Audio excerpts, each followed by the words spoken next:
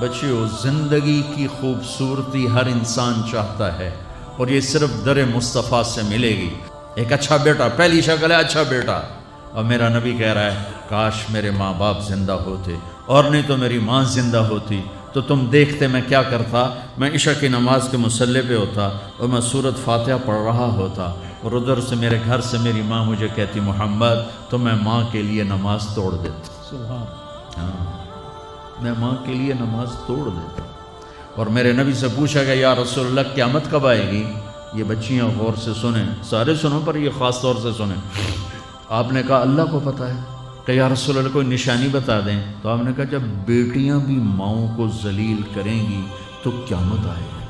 جب بیٹیاں بھی ماؤں کو ذلیل کریں گی تو قیامت ان تلد الامۃ ربتہا۔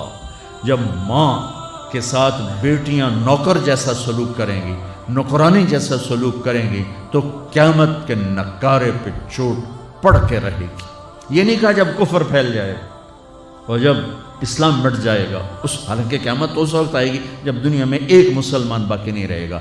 یہ واقعہ کی سنگینی کو بتانے کے لیے فرمایا جب ماؤں کو ذلیل کیا جائے گا قیامت آ جائے گی۔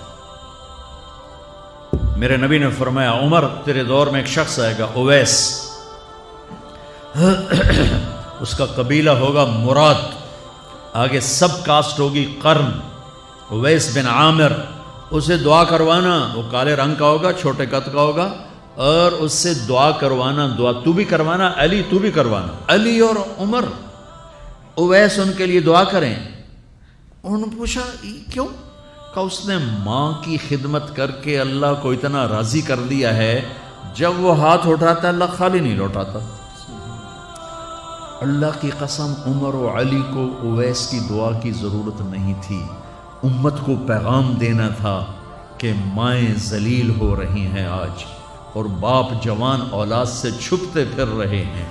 تو میرے رب، میرے نبی نے یہ آگے پیغام دینا تھا کہ نبی ہو کر، رسول ہو کر کہہ رہے ہیں کاش ماں ہوتی تو میں اس کے لیے نماز توڑ دیتا۔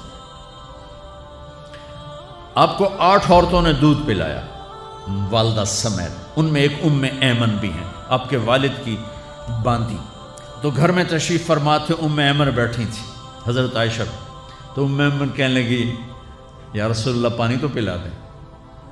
تو اللہ کا نبی ایک دم اٹھے، تو حضرت عائشہ ناراض ہو گئی، ایمن اللہ کا رسول کو کہتی پانی پلا۔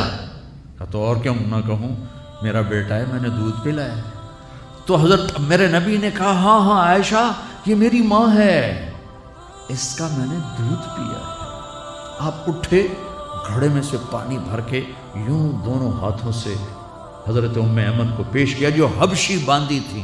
چونکہ دودھ پیا ہے تو ماں کا لفظ صادق آ گیا، تو بجائے اس کے کہ برا مناتے، آپ خادم بن کے اپنی ماں کو، دودھ پلانے والی ماں کو آپ نے، حضرت حلیمہ سعدیہ تشریف لائیں، آپ نے اپنی چادر بچھا کر اس کے اوپر بٹھایا۔ ہمیں پیغام دینا تھا، آنے والے زمانوں میں یہ ہونا تھا۔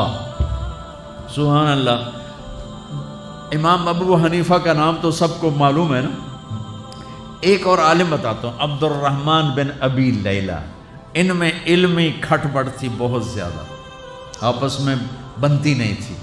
تو ابو حنیفہ جیسی ہستی جن کے کروڑوں فالوور آج ہیں، ان کی ماں کہتی نعمان یہ مسئلہ ہے، جا کے عبد الرحمن سے پوچھ کے آ۔ زندگی میں ایک دفعہ نہیں کہا ماں جی میں اس کو بڑا عالم ہے میرے کو پوچھ لو۔ کہا اچھا ماں جی۔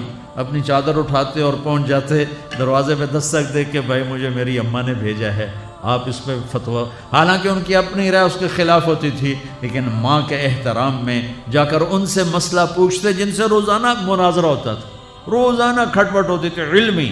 ماں نے کہہ دیا، جا کر ان سے پوچھ کے آتے تھے، اپنی اتنی بڑی علمی قدر و منزلت کو ایک طرف رکھ دیتے تھے، نہیں میری ماں نے مجھے کہا۔ تو آپ سب نوجوان ہو، ماں باپ زندہ ہیں تو ان کی دعا لو، آہ نہ لو، دعا لو۔